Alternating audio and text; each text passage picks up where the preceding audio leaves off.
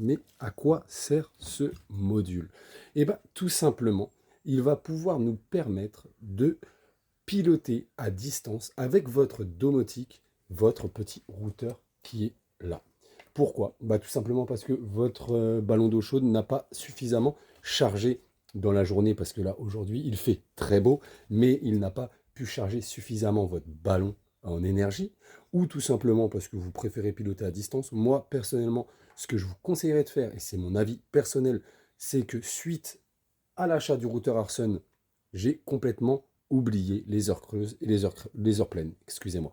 J'ai appelé mon fournisseur en disant, vous m'enlevez cette option, ça ne m'intéresse pas du tout. Pourquoi? Parce que principalement, mon routeur charge mon ballon d'eau chaude. Après, s'il en manque un petit peu, je le pilote à distance avec ce boîtier. Donc là, on peut voir le commutateur et le routeur avec tous les fils installés, hormis le H1 et le H2. Donc là, on peut voir que j'ai mis un disjoncteur, n'importe lequel, tant qu'il est alimenté H24 en électricité. On relie le neutre au disjoncteur et la phase au disjoncteur.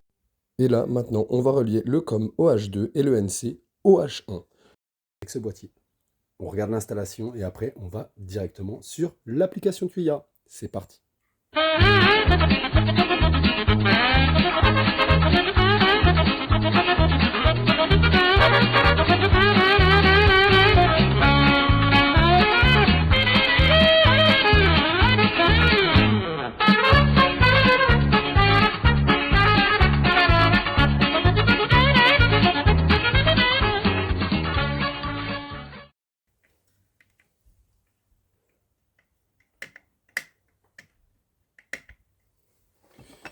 Et voilà. Alors, on revérifie quand même que ce soit relativement bien serré et tout est bon. Donc, comme je vous l'ai dit, le neutre et la phase OL et ON. Et après, on met la COM au H1 ou au H2 et le NC au H1 ou au H2. C'est comme vous voulez. Le S1 ne vous sert à rien parce que ce serait pour utiliser un interrupteur. Alors, on n'a pas besoin d'interrupteur. On a le bouton boost pour le routeur en cas de secours. Et le NO ne sert à rien également. Vous venez les brancher tout bonnement à ce que vous voulez. C'est-à-dire l'interrupteur de votre choix. Un interrupteur de préférence toujours alimenté.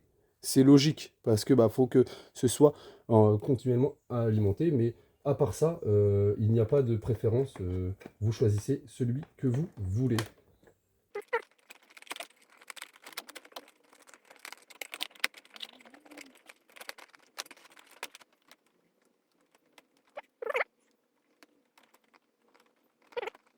Et puis voilà, c'est totalement terminé. On n'a plus qu'à rallumer notre petit disjoncteur.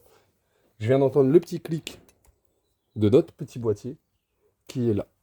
Voici de nouveau sur notre petit écosystème Tuya.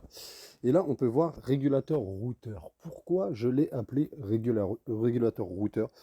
Tout simplement parce que vous voyez qu'il est allumé et pourtant mon routeur réinjecte. Il n'est pas en démarrage forcé, il est tout simplement en surproduction solaire. Je vais cliquer sur l'extinction du régulateur routeur et regardez ce que ça fait. Voilà. Il est tout bonnement passé en démarrage forcé. Et je vais rallumer mon régulateur routeur. Voilà. C'est tout simple. C'est pour ça que je l'ai appelé concrètement régulateur routeur, parce qu'en fait, il fait un petit peu l'inverse. Donc, est-ce que c'est rédhibitoire? Non. Tout simplement pour le simple fait que ça marche quand même. Sauf que quand vous allumez ce petit moniteur ou ce petit interrupteur, ça éteint le routeur. Et quand vous éteignez ce petit interrupteur, ça allume le routeur en marche forcée. Donc, tout bonnement, l'appeler régulateur routeur. Pourquoi? Parce que ça régule la marche forcée ou non. Alors, que dire de notre petit commutateur? À mes yeux, ça reste génial. Pourquoi? Tout simplement parce que si vous voyez que votre ballon n'a pas assez chauffé dans la journée, je dis une bêtise, vous rentrez à 17h, à 15h, vous regardez que votre ballon, il n'a pas assez chauffé ou autre, vous pouvez l'allumer à distance en marche forcée. Ou tout bonnement, comme moi j'ai un thermostat connecté, ça veut dire que si je finis mon travail sur les coups de 19 heures, il fait déjà nuit, et bah vers 18 heures, je peux me dire, tiens, je vais regarder à quelle température mon ballon d'eau chaude est allumé, enfin est chaud, et arrivé là, s'il est à 30 degrés, je le mets en marche forcée également.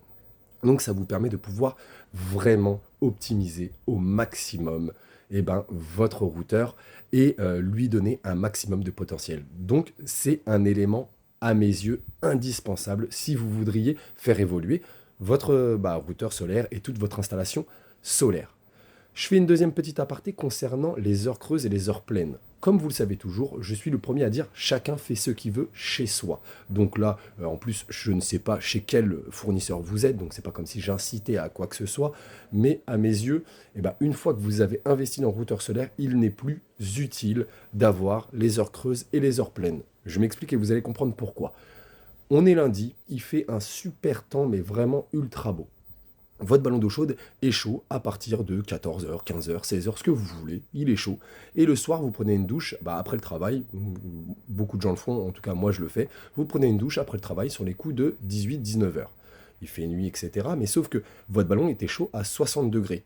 En prenant votre douche, vous allez redescendre votre ballon à 40 degrés. Et une fois que les heures creuses et les heures pleines se seront lancées, le ballon va faire une redemande d'énergie afin de réaugmenter votre température à 60 degrés.